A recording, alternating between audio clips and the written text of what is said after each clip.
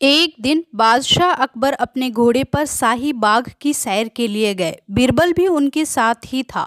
बीरबल की अक्लमंदी और बुद्धिमानी के कारण राज्य के कार्यों के अलावा भी अकबर को उनका साथ पसंद था।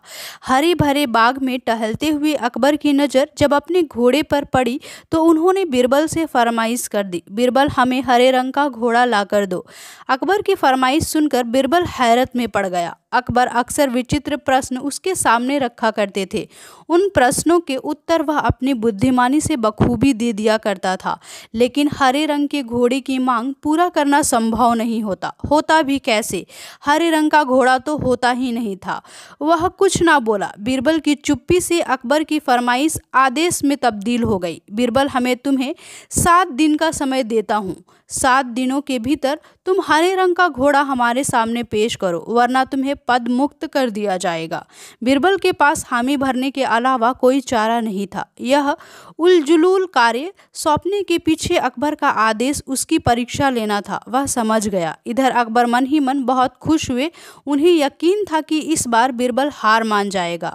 उस दिन घर आकर कुछ देर अपना दिमाग दौड़ाने के बाद बीरबल सो गया। उसके बाद 3 दिन तक वह घर पर ही आराम करता रहा। 7वें दिन वह अकबर के समक्ष हाजिर हुआ।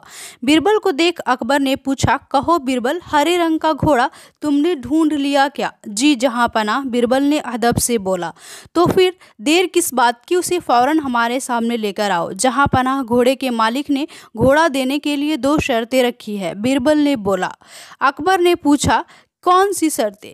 पहली ये कि घोड़ा लेने आपको स्वयं उसके मालिक के पास जाना होगा। इस शर्त को पूरा करना कौन सी बड़ी बात है? अकबर हंस पड़े। हुजूर, दूसरी शर्त तो सुन लीजिए, बीरबल तपाक से बोला। बताओ। हुजूर, दूसरी शर्त ये है कि उस घोड़े को लेने आप उसके मालिक के पास सप्ताह के 7 दिनों को छोड़कर किसी भी दिन जा सकते हैं।